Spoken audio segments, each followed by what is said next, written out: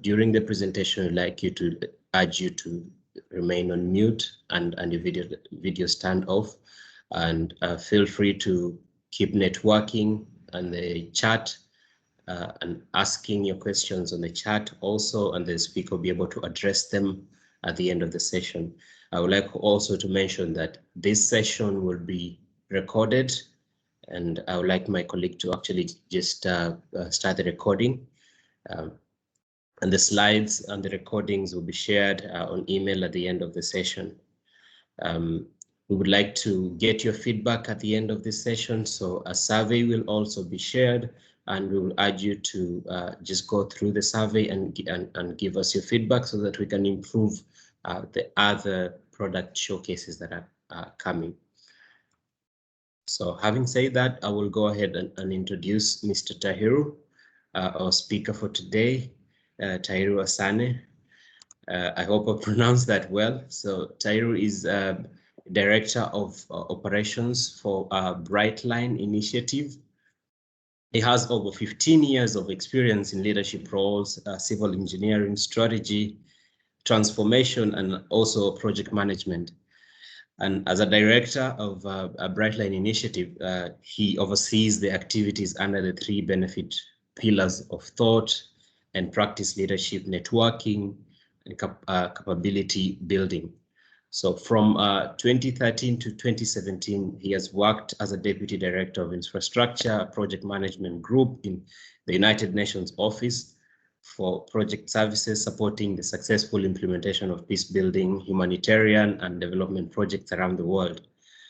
Prior to joining United Nations, he was a Senior Project Manager with the Ministry of Transportation in Ontario, where he was providing technical capabilities and expertise to ensure excellence in the delivery of complex highway projects with multidisciplinary teams. So Mr. Tahiru is well equipped with a lot of knowledge, and I cannot wait to hear what he's going to share with us today. So without further ado, I would like to welcome you, Mr. Tahiru, to take over. Thank you. Thank you so much, Nelson, for the kind words and for the introduction. Thank you to all at PMI Africa for organizing this session, and to all participants across the continent for being here. So I hope as we go through the content that I'll be presenting, we'll have a better understanding first of Brightline, because many of you might not know Brightline, and then I'll go on and talk about the OT series and specifically OTF. The intent here is that we all work out with a better understanding of the OT series, what it can do, and how it can empower organizations and individuals in their transformation journey. So let me just share the slide here, include the sound. I have 2 videos that I'm intending to play. If for any reason we encounter a challenge, then I'll make sure that you have access to these videos offline. Okay, so it's not necessarily essential for the understanding of the content, but sometimes bandwidth can be a challenge for. So bear with me.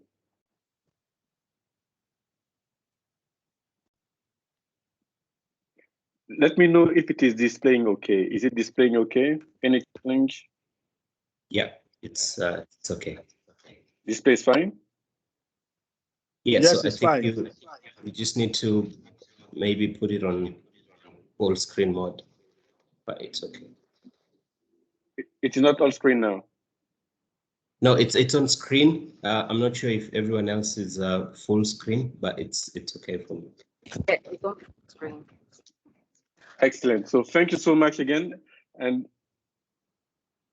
yeah, so the outcome that I'm trying to achieve here is first to give us a visibility into Brightline. Many of you might have heard of it, some of you might not. So I was also participating last year at the PMI Africa conference, so some of you might have seen it. But it is a good refresher to know what we are planning to achieve as part and an integral part of PMI. Second, discussing the organization transformation series, and then we can get into discussions back and forth regarding how we can use these as ways of empowering organizations.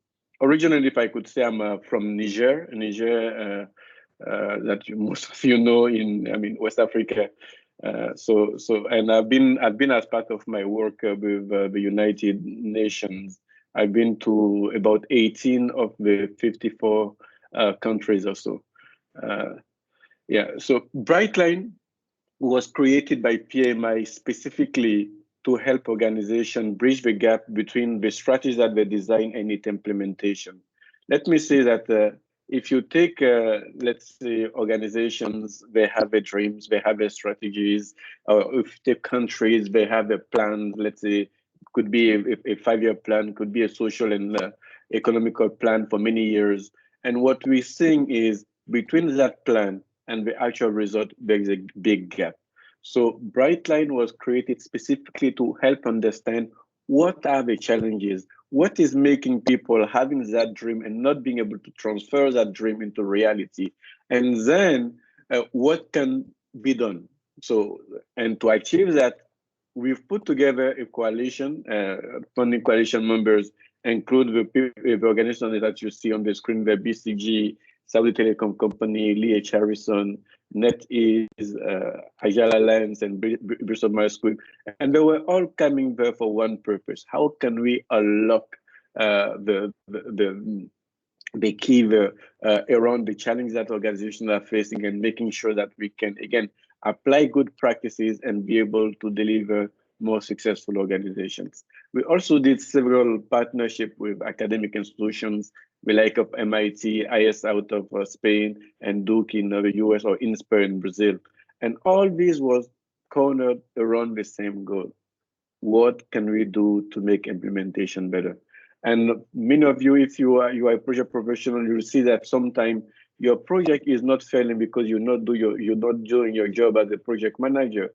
Your project may be failing because someone is not providing you the sponsorship that you need. The executives are not present, so you are maybe left alone to kind of manage that project. And we wanted the leaders to know that the job is not done with just the idea. Yes, I have a brilliant idea, but that's not the end of the game. The end of the game is actually when that brilliant idea delivers the outcome that is intended, and people, the beneficiaries, are seeing the benefit.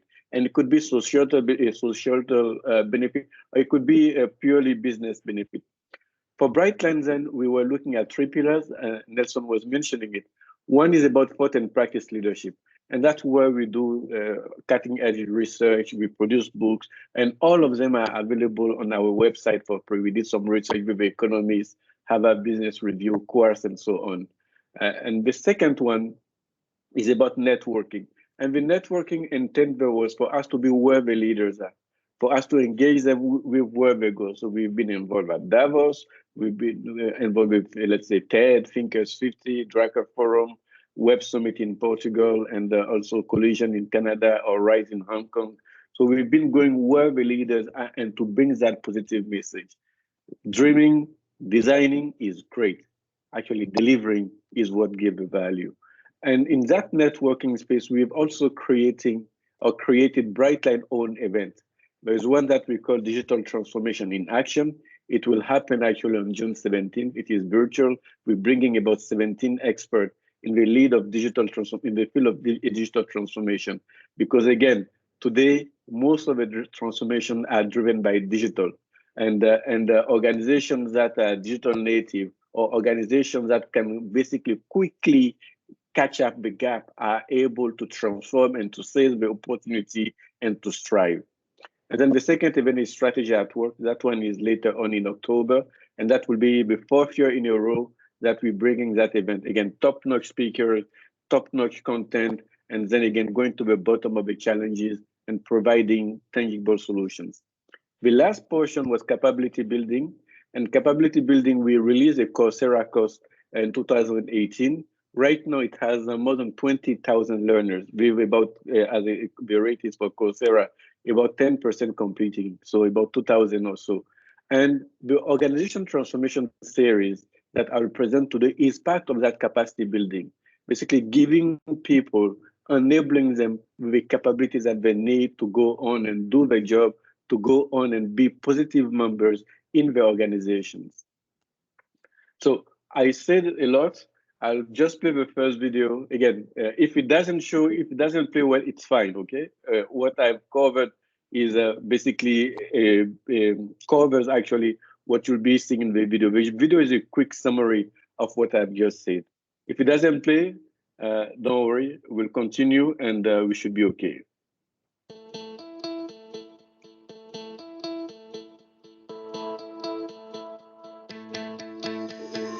To run a global organization is to be pushed and pulled by forces outside of our control. As leaders, we have a choice. Do we let these forces push us to and fro, changing only to stay afloat? Or do we do the pushing, pushing ourselves and our organizations to become transformative? Transformative organizations that don't just react, they act, charting new courses, evolving capability, and redefining expectations. At Brightline, we understand that great leaders must be energized. It's not enough to have a vision or even a strategy. Great leaders must harness the force of their entire organization, a force that comes from empowering their people, recognizing their vision, encouraging teamwork, and giving them the resources they need to become a force for change, a force for growth. As a global initiative of the Project Management Institute, we bring together leading experts to help unlock the knowledge, networks, and strategies leaders need to truly transform their organizations. Harness the power within your organization. Kickstart your transformation. Visit brightline.org. Yes, so just thank you. It played well for all, right, Mos? Nelson, was it okay for you? Yes, it was okay. Thanks. Wonderful, wonderful. And then these are the resources. So great. Excellent. So if you go to our website, brightline.org, there are dozens of resources that we have available for free for people to download and use. And now let me say two things.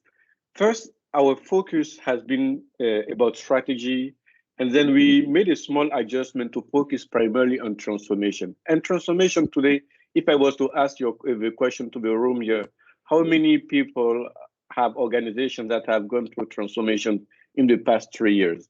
I'm sure at least half of the room will raise their hand. And if people haven't in the past 3 years, with what COVID has done, at least the past year or so, unfortunately, many organizations have had to do some transformative change, especially in the digital space, so that they can actually get going. It's true, we are fortunate the continent has not been as affected as other places, but for organizations that are working with other organizations globally, there was that need now to shift many things virtually. So that is a transformation that people have not foreseen, but it happened, it is upon us. So Brightline key focus is about actually transformation. How do we unlock the knowledge, as they say? How do we make sure that the organization can be successful? And in that space, we've been primarily looking at the C-level. So let's say in organization, usually there is a role called Chief Transformation Officer, or sometimes Chief Strategy Officer, or sometimes it is even the COO that has that responsibility for transformation. And we've been focusing and double clicking on that role. Now, that has been what we've been doing for some time until in 2020, we decided to make a small shift. While still staying at the C-level, we felt that we have over several million practitioners, project management practitioners, and we were asking ourselves, is there a way to pave, let's say, a path for project managers, project professionals to play a more relevant, active role when it comes to transformation? Because let me say, we've been seeing that the qualifications that people are asking from chief transformation officers or leaders in transformation, it includes project management skills, it includes program management skills, it includes portfolio skills and all this. So the gap would not be as large. And then second, transformation is more active as well. You need to do something for a transformation to happen. So it's not just a talk, it is actually the action that allows you to drive it. So, and then one other reflection that was in our mind, and I often give that reference, is I'm saying, let's say, and some of you have heard it, if I'm an IT specialist and I walk into my office or my job from day one, I look at in that C-level and I could see a role for me. Maybe tomorrow I become a chief information officer. If I'm a finance analyst, maybe tomorrow I become a CFO, chief finance officer. If I'm an HR associate, maybe tomorrow I become a chief human resource officer. Now, if I'm a project professional, when I look at that C-level, who do I become in the future if I want to grow up in the ladder of the organization?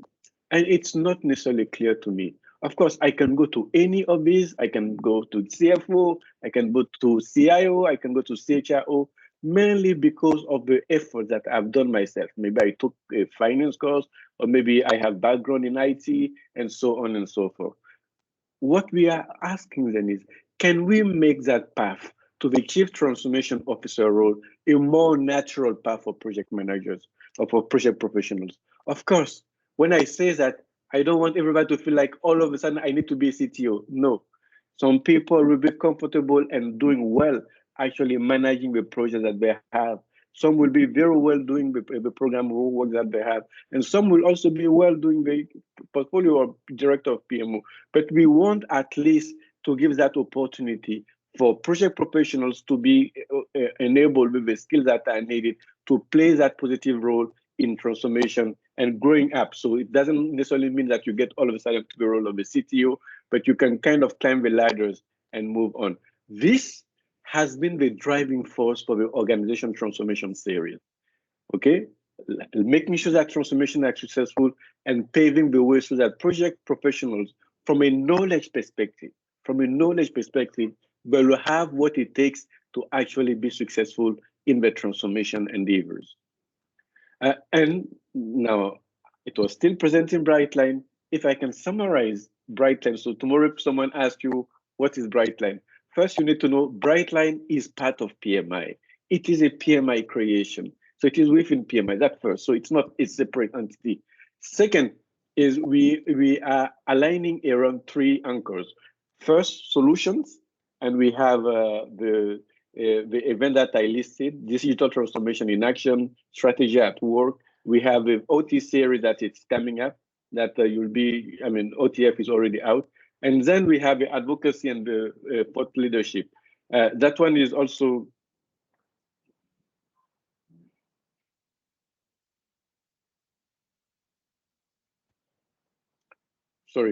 that one is about the research that I mentioned. Being in the different audiences, making sure that the topic of transformation get the relevance that is needed and the insight are provided. And the last one is about building a community. So a community that will be primarily focused on the transformation and so on.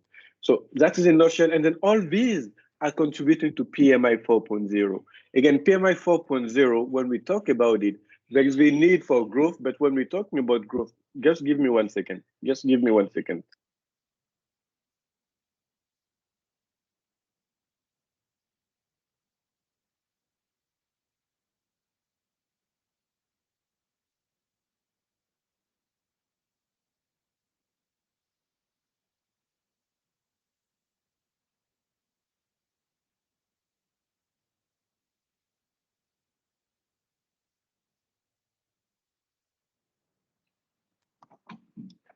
Sorry for that small interruption. What we were saying then is PMI 4.0 is about growth, okay? It is about, of course, us having impact as well. It's about also us knowing what our let's say stakeholders need and making sure that we provide what is needed for them to move and make the change happen. So this is, in a nutshell, the presentation for Brightline. And usually I will stop here and take questions, but let me just dive more so that at the end we'll have time for more interaction and questions. Now, I talk about transformation many times, and you may wonder what is going on in the transformation space. And what I need to say is transformation is listed as the #1 risk for organization. So CEOs, when they get up, one thing that keeps them awake is actually, would my transformation be successful? What do I need?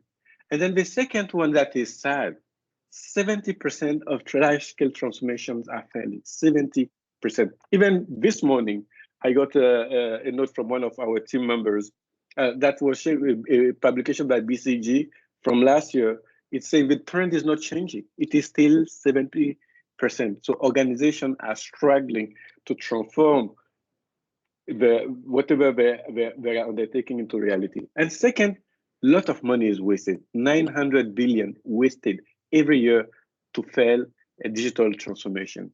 Last but not least, 85% of people, employees are disengaged at work.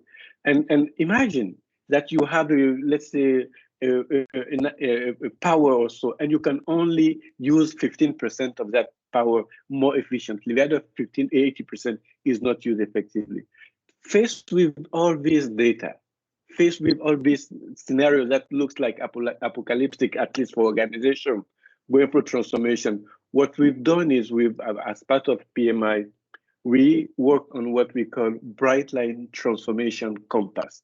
And we work with a professor out of Stanford, Professor Tabrizi, who has several years of experience, who has been in dozens and dozens of transformation. And we brought the compass, and the version is available online as well. And it is evidence-based. So it's not someone going out there thinking, oh, I have a good idea, let's try it. No, it is driven actually by data. It is driven by organizations that have used practices that are helpful for transformation. So you have there is someone that has a mic off also.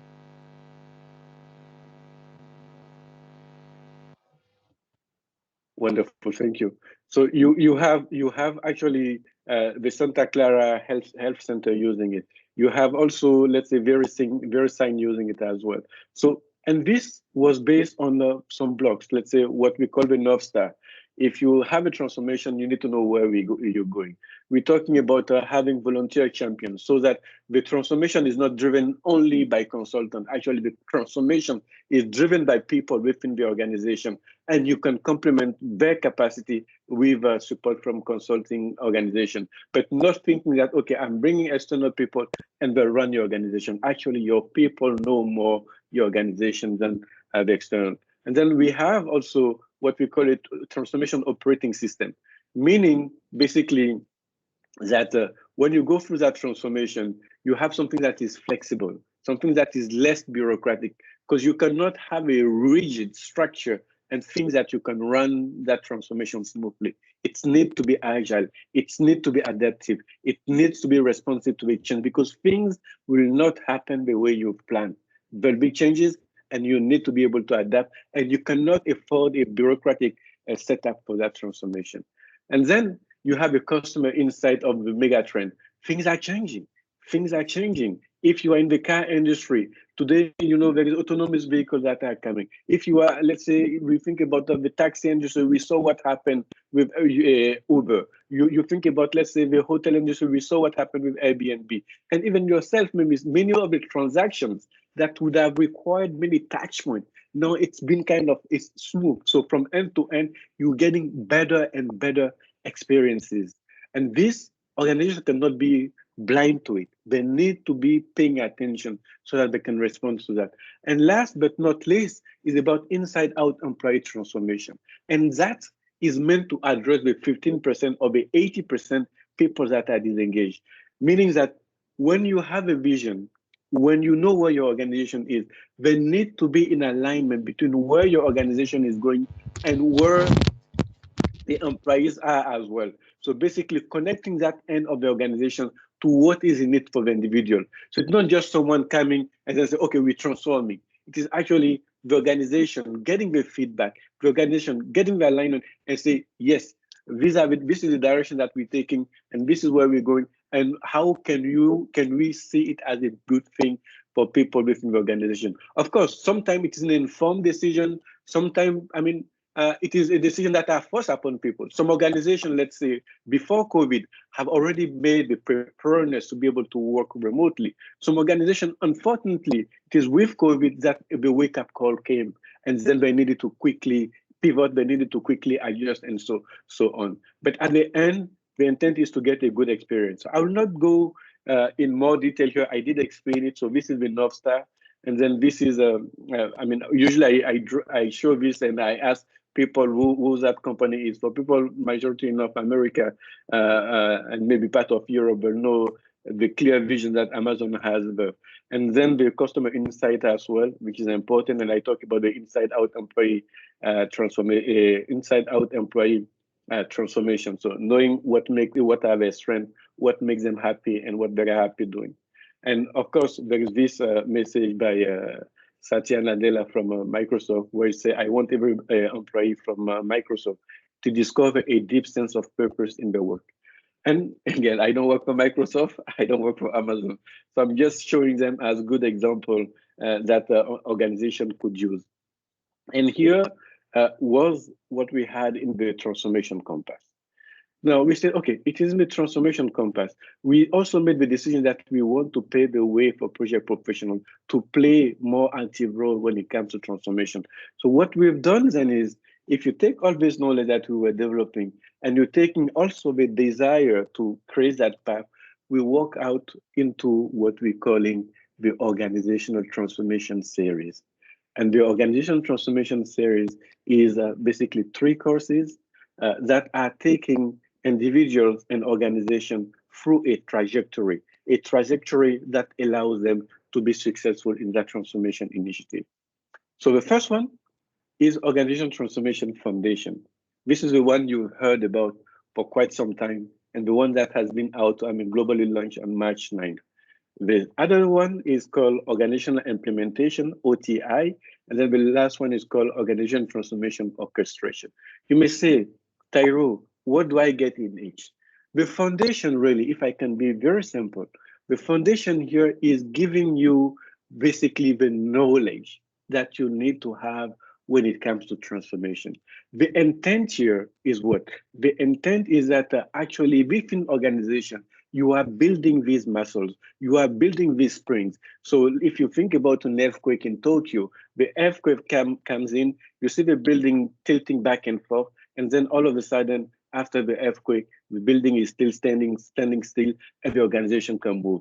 So you are creating that reception, that acceptance of change. Because as I was saying in a previous email, in the previous discussion, people do not necessarily, don't like saying, the people, actually what I would say is resist being changed. And for you to break that silo, for you to break that resistance, it is important to create a context where at least when you come in and say, I have a change, people don't say no upfront. People will open their ears, open their eyes, and listen and see what you are saying. And then based on that, they can say, okay, maybe this is good, this is not good, I'm unbacking, I'm not unbacking, and so on. So you are creating that I would say mattress or platform so that that reception is there. And most organizations need it, because sometimes people come and let's say, let's transform, and then it is top down, no engagement, all of a sudden it doesn't work. So the OT Foundation at least creates that. And then for the individual, it allows them, of course, to deepen their knowledge. It allows them to also earn a micro credential. And of course, it allows them to also be in a context where they can grow career-wise within the organization. The implementation is about doing. Of course, when you know, you can do some, but it doesn't mean that you can do all. When you know, you need to also have some of the insights that allows you to be able to implement and put in action what you know. So the implementation is meant to help you do that. So when we say North Star, how do you put in place a North Star in your organization? When we say inside-out implementation, how do we make sure that there is inside-out employee transformation as part of that? When we talk about customer strength, how do you build that one in as part of your journey? Thinking about design thinking and all the things that comes with it. So that's about implementation. And then orchestration is about leading it. So let's say if you're in a CTO role, or maybe aspiring CTO, or maybe just from a learning perspective, you want to get that vision. Now, what you will get sometime is, as part of a discussion, people will say, we have our internal method. So why use the OTF or the OT series? What I say often is the OT series is about also getting perspective. So it's about seeing what else you can do, see different options. And let me tell you, one feedback that I get a lot from some people that have gone through the OTF, they say, and I quote, I wish I'd taken this before my transformation. Meaning that these are people that are supposed to be experts. And it's not that OTF is revolutionizing the world, but it's giving the different pieces. Because sometimes if you haven't gone through something that is formal, you have the knowledge, but sometimes you don't see the conducting line between them. And the OTF is doing that. It's creating this connection between the different pieces so that, again, you are in a position to deliver the transformation successfully. Now, this is what we call the Organization Transformation Series architecture. It shows what you learn in OTF, what you learn in OTI, and what you learn in OTO. Of course, this description, we call it the Brightline Transformation House as well. You see, it looks like a house. And the numbers here are just for reference. We are planning to replace the numbers with icons. Again, in the foundation, you go at the core, 4, 5, 6.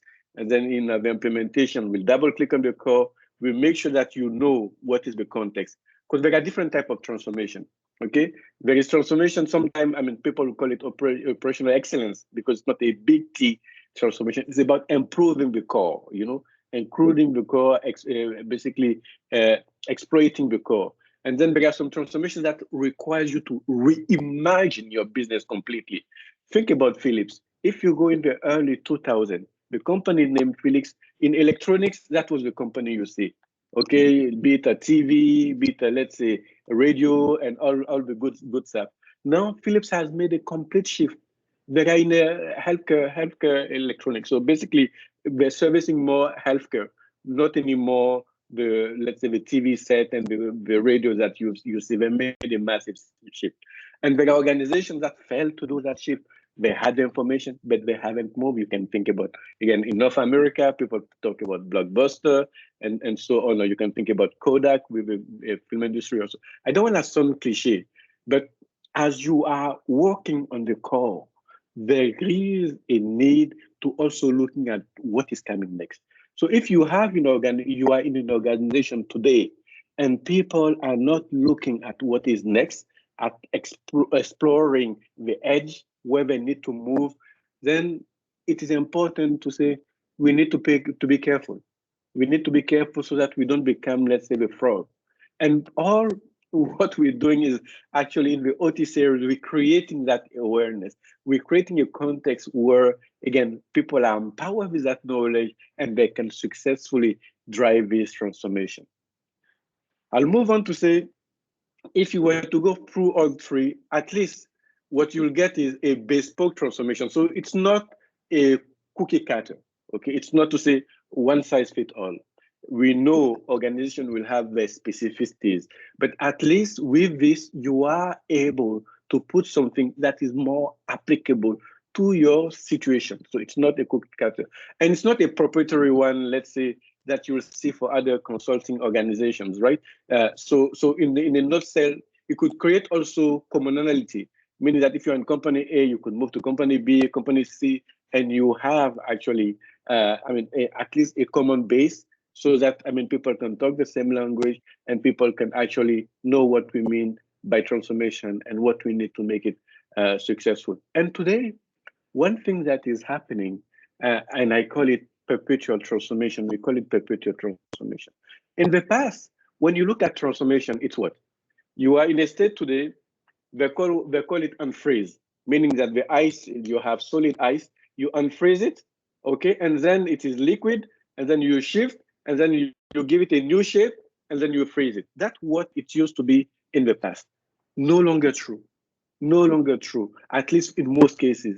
Today, let's say if you did the unfreezing, you shift, and then you need to shift, and then you need to shift, and then you need to shift. You need to reinvent, and reinvent, because there is no time to freeze. And for some industry, especially with the big push that we get with IT, for some industry, it is constant for all practical purpose. Okay, the cycle is very shortened. And this is where you see, let's say, on-time delivery, or let's say the prototyping and so on. So continuous delivery. So schedule, you may ask, okay, Tyro, you talked about OTF, OTI, OTO. What is the schedule? Let me say OTF is ready today. If you want to take it, you are able to take it. And I know some codes have been made available. You can take it, you can have access to it, and then move on. The people that you know, the organization you're working with, this is a distinguishing feature that PMI Brightline is bringing to the table here, helping organizations be successful in that transformation. So it is there. And then the OTI and OTO are coming for pilot somewhere in July. So we are in the very, very final steps of getting the pilot starting as well, with the prospect of launching it fully this year. Again, I would not repeat here. These are some of the things that you get from the OTF. I mean, again, it is about 5 to 10 hours time that you need to commit, but 5 to 10 hours that you will not regret that investment in time. Again, you learn more about the building block that I mentioned. You'll earn a micro credential as well. It could be a career boost for you. I'm showing here some screen captions that you will see as you go through the learning. And then we got 9 modules in OTF, again, from the beginning. We even putting in what we call OC case study, meaning it is a fictitious case study that we use to weave through the learning, so that you can apply also the learning straight away.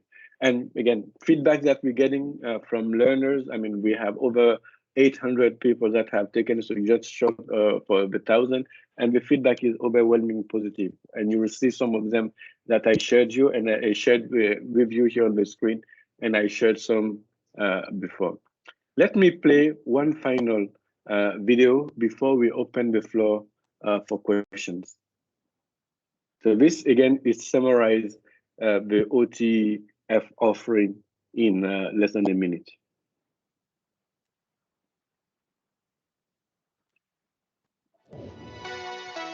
Want to help your organization evolve and grow?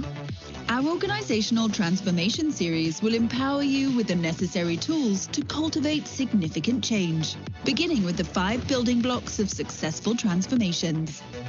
With the foundation course, you'll receive access to world-class materials, 9 self-paced virtual modules, and a final assessment leading to a micro-credential for transformation. Take the first step towards transformation today.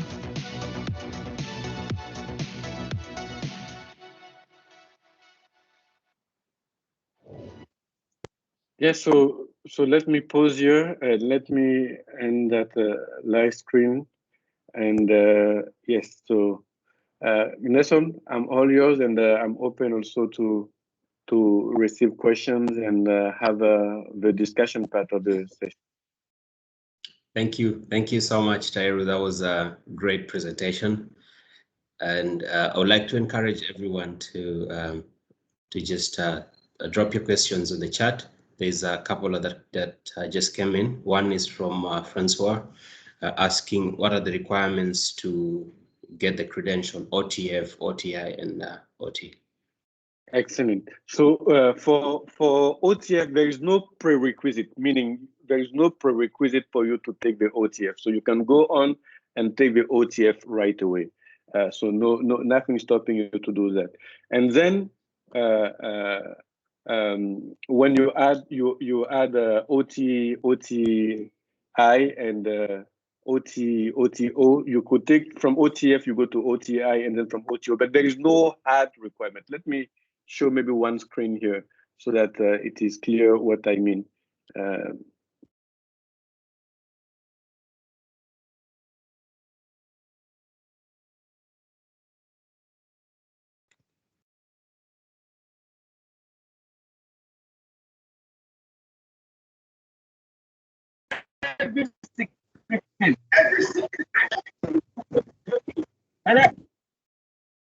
Okay, so just bear with me here. So this is the pathways to your question here. I mean, the learners can start here, and then they can go directly to OTF, sorry, the foundation. So there is no prerequisite. And then some of the OTF, the people that have taken the foundation, some can decide to come to the implementation, or some can decide to go to the orchestration. Or let's say if I'm more experienced and I know some of the foundational knowledge, maybe I can go directly to OTI, or I can go directly to OTO. So we are putting learners in the driving seat to decide where they want to go, where they want to start based on where they are. But as a starting point, our recommendation is the foundation and then implementation and orchestration. But this is not a hard fixed rule, okay? So you have choice. Okay. Does it answer your question? Was it Francois? Yeah, I think so. And that is actually a good thing. He also asks about why the reason why we have why we have it as a micro credential and not just a credential like the rest. Yeah, I mean, credential, micro credential, it is sometimes it could be semantic, but I'd say Sierra will be the best person to talk about the distinguishing things. But at the end, there is that new need also for people not to go into long learning. They could learn something specific, they can apply it, and then they could be also recognized for it. So there is more and more a move toward what people are calling bit-sized learning. And that goes again to what I was saying. For us to be able to see what is happening, people are now, I mean, targeted in a specific domain so that they can acquire specific skills and then they can go on. So it's not necessarily something that a touch-all thing. And then it's something that it is credibly. So meaning when you have it, you can display it. I mean, it is recognized, and there is a way to track it as well. Yeah. Sure. That's good. So we have another question from David asking, what is the main reason for failed organization transformation? Great question. I'll be having a conversation later today in the virtual series where this is one of the things that people are asking, what is going on? Why transformations are failing and this type of things. We did a research. Last year that we released. And one of the things that people are talking about in terms of a challenge sometimes is around resources. Okay, you hear the notion of getting the resources that are required as a challenge. People will talk about the capabilities and all these things. But one common thing that we see is really around the organizational culture. You know, the organizational culture. So, I mean, many of you will know the cliche, or at least the common phrase from Peter Drucker, who says that a culture eats a strategy for breakfast, meaning that if you don't have a culture that is conducive to accepting change, it won't happen. And we even created what we call a people manifesto, where we said culture is never built. So culture is really an organism. It is living, it is breathing, it is what you see, and sometimes it's not written on paper. So in many organizations, when you go, you don't see a paper that says, this is our culture. But actually, when you stay in that organization for 1 week, 1 month, you will see some signs of what that culture is. And unfortunately, sometimes that culture could be a threat or a barrier to transformation. Sometimes it is like it's not how we do things here. I mean, this is how we've always done it, you know. Or when you say change, people say, hey, here you go, one more thing, so one more fad. And leaders have a role to play in making sure that they create a culture that is conducive to that change, right? And their role is to create a safe environment, you know, where failure sometimes is not necessarily seen as a matter to punish someone, but failure becomes a learning thing. So, I mean, if I could pivot on it, culture, but linking it with people is the key. And technology, you know, when you talk about digital technology, let me say, we have experts. There are experts around the globe. If you look something about cloud, you can find people that understand cloud in and out. If you're looking something about AI, of course, that one is more nascent, but there are people that understand it in and out. You talk about blockchain, also nascent, but there is some understanding of Internet of Things. But the challenge that you have is one, your employee deciding to use that tool. How many times you put a new tool in place and then you come back and then you see people are still using the old chat because they are comfortable with it, because you haven't done the work that is required, or sometimes you haven't done the convincing way. And one of my colleagues used to say, when you hear people say, we don't understand, sometimes it doesn't mean they don't understand. It could be that they understood, but they don't agree. And you haven't done the homework that is required to make sure that they are with you as part of the process. So it is easier to say, I don't understand, than I don't agree. Because if they say they don't agree, then here you go, the blaming thing comes in, or maybe the repercussion comes in. So David, your question there is, if you get the people side, the culture part right, if you take care of your people, usually they'll help you be successful in that transformation.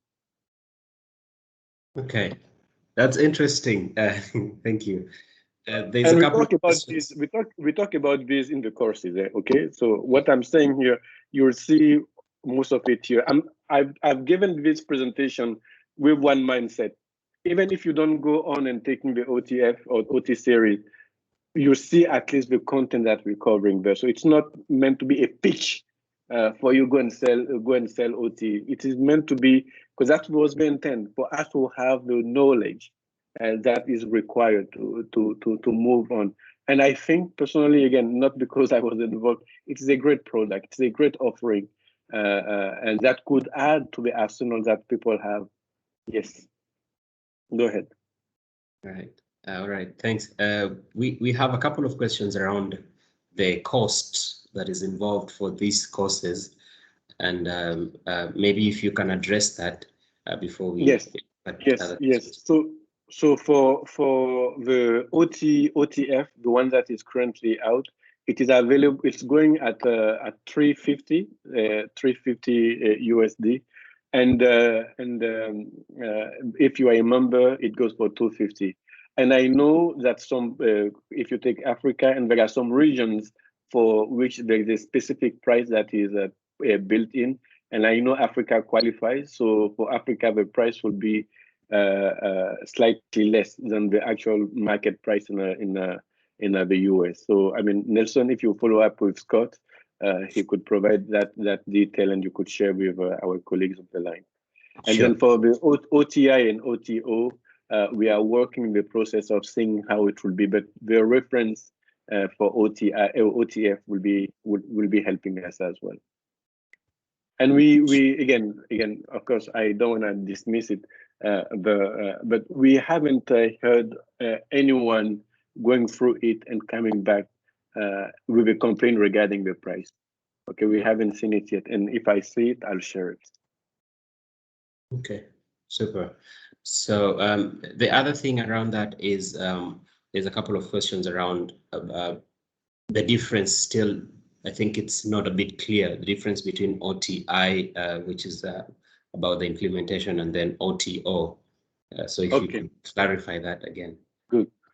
OTI is if you take let me say, it is about doing the transformation. So meaning that you are actually taking the actions that are required to make the transformation happen. So if I can give a bike analogy, okay, I'll take a bike and give you the analogy.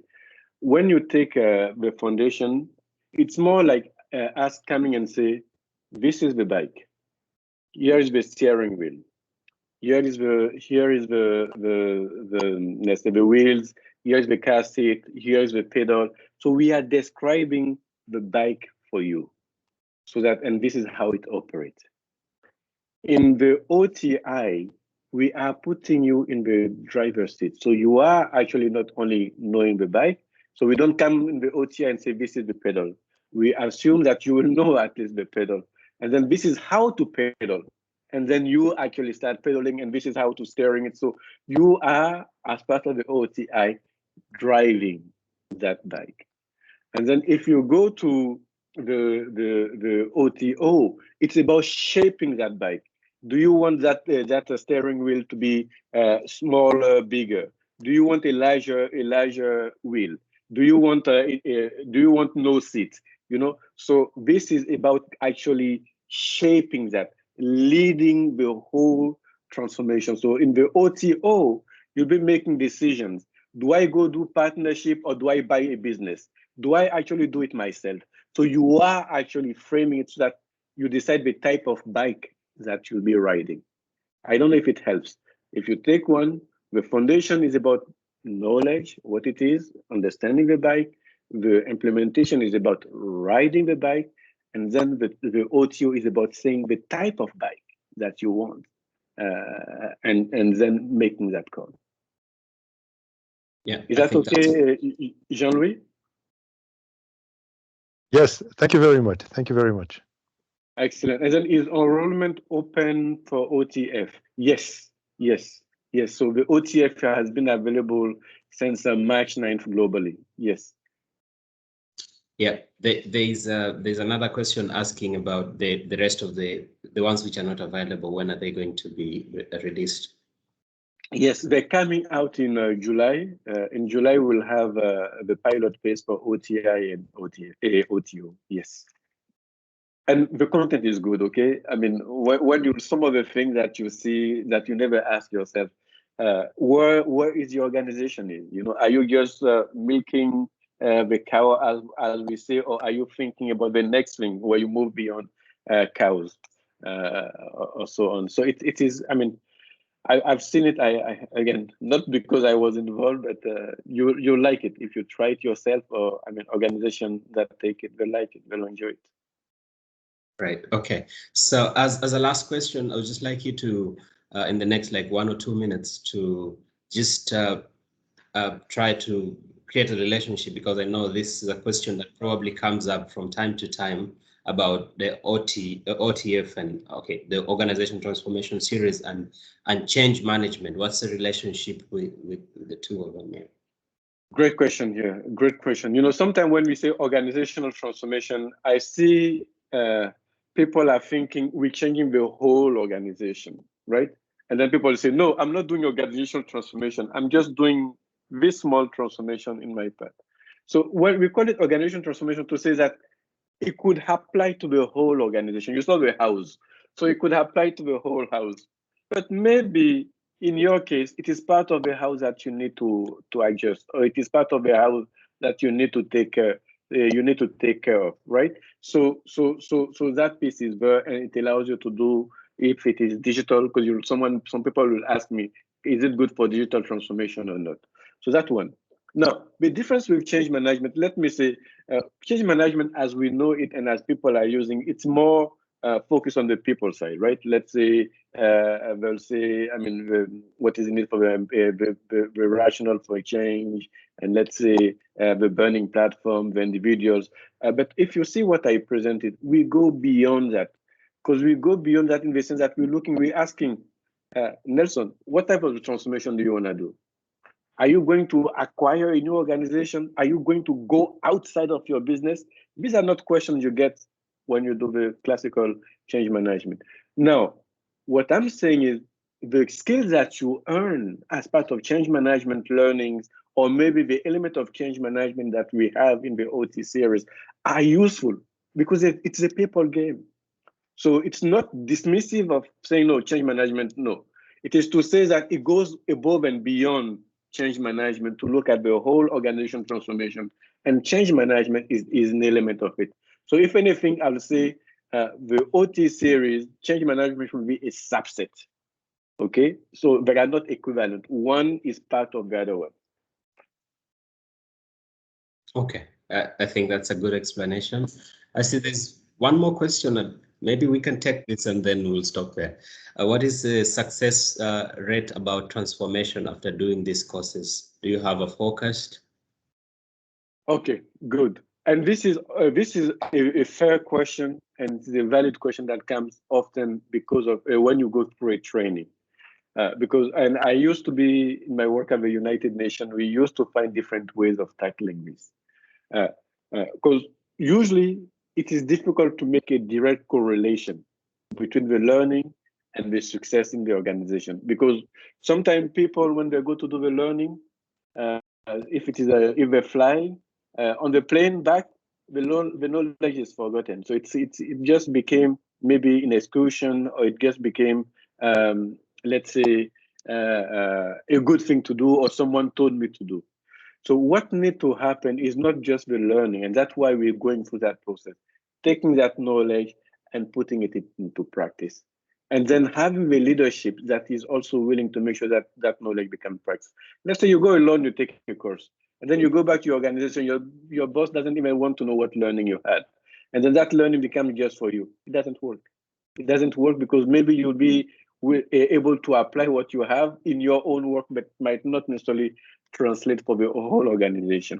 What I could say though, Anna, to your question there, is most people, the development, the content is based on what successful organizations have done. So if someone goes through the training and they are able, as part of their organization, to apply it, the likelihood of success is very high. That's what I would say in that context, because it's not a one-to-one relationship, but it is meant to be, if you take it, provided that you have that context, you can be successful in implementing it. And then, of course, someone was asking me, what do I do? I mean, it's all the pillars, right? It is all you're pulling all the levers to create the best optimum situation for you to go in. And the more people you have taking the course, and I'm not only limiting to OT series, but it applies to beyond. The more people you have taking PMPs or whatever it is, the more understanding also there is in the organization. And the easier when you say a charter, everybody knows what is a charter. But when you say a project, and I have my understanding, you have your understanding, she has her understanding, then things are not aligned. And when things are not aligned, it is difficult. Yeah, thank you, Anna. Really appreciate it. Great question, actually. Great question. All right, thanks, Tahiru. This has been a great session. In case of any other questions, we'll be able to address them and send them to Tahiru and be able to provide the answers. But for now, I'd like to quickly mention that our next, and I see my colleague has just posted the email address there. You can be able to drop us all the other questions that you have, and we'll just send them to Mr. Tahiru, and then he'll be able to address them, and then we'll share with you on email. But I'd quickly like to mention that our next product showcase, which is next week, the same time as today, will be on Study Hall. But this Study Hall is a tool that we will help you to prepare for your PMP exam, for those that are preparing for the PMP exam. So we encourage you, if you know anyone that would like to know more about this, we encourage you to share more information about it.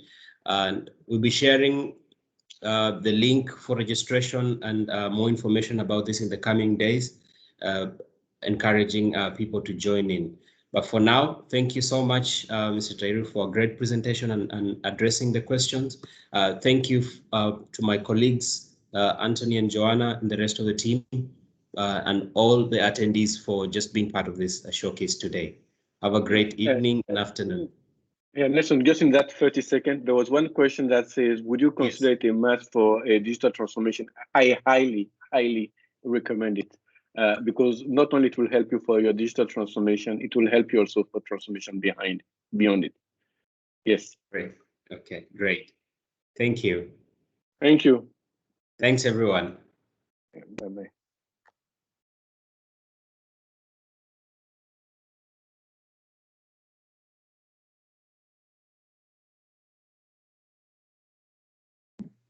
Thank you very much for the presentation. Thank you.